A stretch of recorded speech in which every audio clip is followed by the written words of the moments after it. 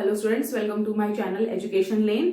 हम दो boundary conditions कर चुके थे, बी के लिए और डी के लिए। आज हम करेंगे ई और एच के लिए। ई मतलब electric field, H is magnetic field intensity. ठीक है, तो ई के लिए अब हमने डायग्राम देख लेते हैं एक बार। हमने एक क्लोज्ड लूप कंसीडर किया, एक रेक्टेंगुलर लूप कंसीडर किया है। ए बी सी डी जो डायरेक्शन है वो क्या किस तरफ है, A B B C D and D. ठीक है, तो अब आपके दो मीडियम है, ये आपका इंटरफेस है।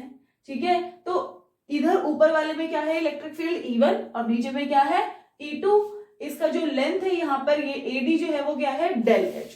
अब इसमें हमें सेम तरीके से आगे प्रोसीड करना है। जैसे अब हम आगे कंसीडर करेंगे कि जो डेल H है वो 0 हो जाएगा। अगर आपका डेल H है अप्रोच टू 0 हो जाएगा तो AD आपका ये और BC क्या हो जाएगा, approaching to 0।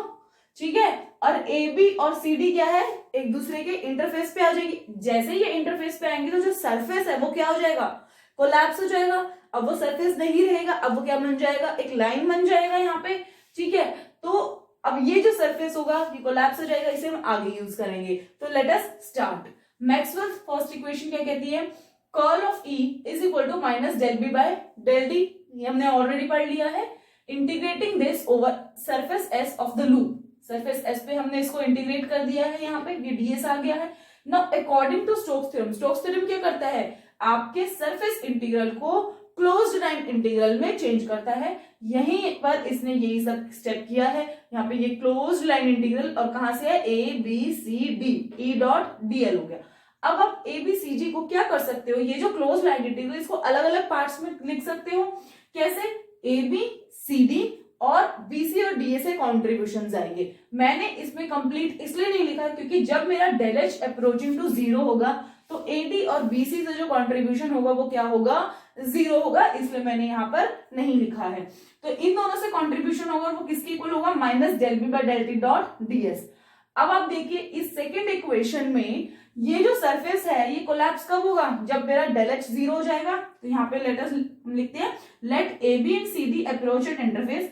For this del H 0 and also area S will be 0. So RHS of equation 2 vanishes and becomes, अब क्या बन जाएगा यहाँ पे वो हम नेक्स्ट स्टेप में देखते हैं। बेसिकली ये 0 हो जाएगा। Now let us see the next step. Let us see the next step. E1 dot dl is plus E2 dot dl is equal to 0. ये वाला कंपोनेंट 0 हो गया मेरा RHS वाला। ठीक है, अब AB और CD को मैं कैसे लिख सकती हूँ, अगर मेरा AB और मैंने बहुत छोटा लिया है और CD भी मैंने बहुत छोटा लिया है तो ये क्या हो जाएगा, अब ये सारे जो है वो इस लाइन पर आ गए हैं बेसिकली, और मैंने अगर इसको बहुत छोटा ले लिया है तो ये इस तरीके से बन गया है यहाँ पे। ठीक है, बहुत ही छोटा सरफेस बन गया है, बहुत ही सरफेस भी नहीं है, ऑलमोस्ट लाइन बन गया है वो। ठीक है, तो E1 डॉट डीएल, अब जो डीएल है इंटीग्रेशन होता है तो मैं उसको क्या लिख सकती हूँ, as it is A B लिख सकती हूँ। तो E1 dot A B vector इसके ऊपर एज इट इज रहेगा because it has direction from A to B. And similarly E2 dot DL is equal to E2 dot CD direction रहेगी। अब आप देखो डायरेक्शन जो है दोनों की ऑपोजिट है, मतलब CD की जो डायरेक्शन है तो हम क्या लिख सकते हैं, CD vector is equal to minus of AB vector. दोनों सेम है, सेम लेंथ के हैं, क्योंकि हमने क्या लिया था, ये सेम लिया था, हमने रेक्टेंगुलर लूप लिया था। ठीक है, इक्वेशन 3 आपका क्या हो गया, E1 dot AB plus E2 dot CD हो गया। अब यहाँ पे CD की जगह आपने क्या पुट किया है, minus AB। E1 dot AB is equal to E2 dot AB आ गया आपका। अब AB आपका क्या है, बेसिकली टेंजेंशियल कंपोनेंट है। ये क्या होता है, नॉर्मल कंपोनेंट, और इसके ऊपर ये क्या होता है, आपका टेंजेंशियल कंपोनेंट होता है। तो E1 is equal to E2t, मतलब कि E1 और E2 के ये जो टेंजेंशियल कंपोनेंट होंगे ये दोनों क्या होंगे, इक्वल होंगे। तो हम क्या कंक्लूड कर सकते हैं, tangential component of E are continuous across interface. ठीक है, let us proceed to the second or the fourth boundary condition which is for H. Let us do. Now let us proceed to the boundary condition of H. इसके लिए हम क्या लेंगे, Maxwell's second equation. ये आपको already पता है, मैं आपको ऑलरेडी करवा चुकी हूँ मैक्सवेल की second equation. Now integrating it over surface S of loop ABCD। हमने डायग्राम जो है इसके लिए सेम रखा है, लूप ABCD। ठीक है, अब आपने इंटीग्रेट किया ds के ऊपर, आपको ये एक्सप्रेशन मिल गया, आपने सिर्फ इंटीग्रेशन लगाया है over ds. Now mark this as 1. Using Stokes theorem on LHS of equation 1 we get. अब ये वाला जो है अगेन हम Stokes theorem यूज करेंगे। अभी तक आपको Stokes theorem अच्छे से समझ आ गई होगी कि क्योंकि हम बार बार इसको यूज कर रहे हैं। ठीक है, तो आपका ये क्या होगा, curl of H D S क्या हो जाएगा, closed line integral H dot D L which is equal to this term.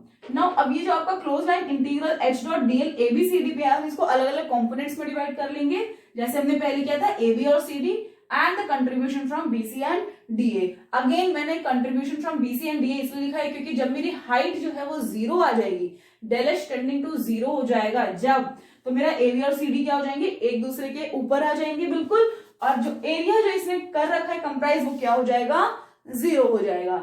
ठीक है, नाउ ये वाली कंडीशन लगवाने के बाद हमारी सेकेंड इक्वेशन क्या हो जाएगी, let us see the next step. Equation 2 जो है वो आपका क्या बन गया, ये चीज हो गई है। ठीक है, mark this is equation as 3 taking A B and C D very small. Same हम सेम तरीके से प्रोसीड कर रहे हैं जैसे हमने ई के लिए प्रोसीड किया था, स्मॉल लिया है तो ये वाली टर्म्स मेरी क्या बन गई, ये और ये H two dot C D. Now R H S, अब मेरा जो डीएस है वो अप्रोचिंग टू 0 है, मतलब ये जो एरिया ऑलमोस्ट कहाँ आ गया, यहाँ पर लाइन पे आ गया, तो ये क्या हो जाएगा, कन्वर्ट हो जाएगा, चेंजेस इनटू लाइन इंटीग्रल।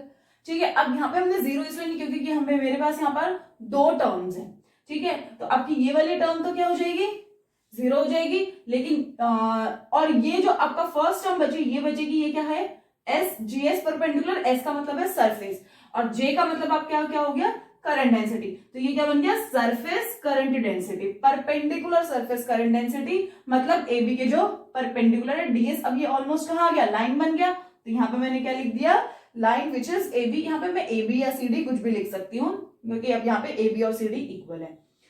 ठीक है, यहाँ पे मैंने लिख दिया where J S perpendicular is component of surface current density perpendicular direction of that component of H which is being compared. हमें कौन सा कंपोनेंट कंपेयर करना है, उसके परपेंडिकुलर हम कौन सा कर रहे हैं, आपका बेसिकली यहाँ पर टेंजेंशियल कंपोनेंट कंपेयर कर रहे हैं। ठीक है, now let us see the last step. H1 dot AB minus H2 dot AB is equal to JS perpendicular dot AB। यहाँ पे मैंने CD की जगह क्या लिखा है, माइनस AB। मैं ऑलरेडी आपको एक्सप्लेन कर चुकी हूँ E के लिए कि हमने इसको नेगेटिव क्यों लिखा, because directions are opposite. H1T minus H2T is equal to JS perpendicular। अब ये JS perpendicular क्या था, सरफेस करंट डेंसिटी, परपेंडिकुलर था H कॉम्पोनेंट के, तो ये तो आपके टेंजेंशियल कॉम्पोनेंट हो गए। और फॉर फाइनाइट कंडक्टिविटी और डाइलेक्ट्रिक, अगर आपका कंपोनेंट डाइलेक्ट्रिक है, डाइलेक्ट्रिक मैंने बताया था कि जिसकी कंडक्टिविटी बहुत ही कम होती है या नेग्लिजिबल होती है। ठीक है, कंडक्टिविटी कब होती है, जब कभी भी कोई इलेक्ट्रिक फ्लक्स उसमें आता है। तो for finite conductivity and dielectrics JS perpendicular जो होगा वो क्या होगा, मेरा 0 होगा, और ये 0 होगा तो क्या हो जाएगा, ये दोनों इक्वल हो जाएंगे यहाँ पर। और इसका मतलब क्या है कि tangential component of H is continuous. अगर मीडियम डाइलेक्ट्रिक है या आपका कंडक्टिविटी उसकी बहुत कम है तो हमारा टेंजेंशियल कंपोनेंट जो होगा वो एच का क्या होगा, कॉन्टिन्यूअस होगा। So this was all about the boundary conditions we have covered. हमने बी डी ई और एच, हमने चारों के लिए बाउंड्री कंडीशंस कवर कर लिए हैं। एग्जाम पॉइंट ऑफ व्यू से आपके लिए बहुत ज्यादा इंपॉर्टेंट है, आपको अच्छे से करना है। आपका लास्ट टॉपिक रह गया है अब Poynting theorem and Poynting vector, जो हम नेक्स्ट वीडियो में कवर करेंगे। Please subscribe channel Education Lane for further videos. Thank you for watching this video.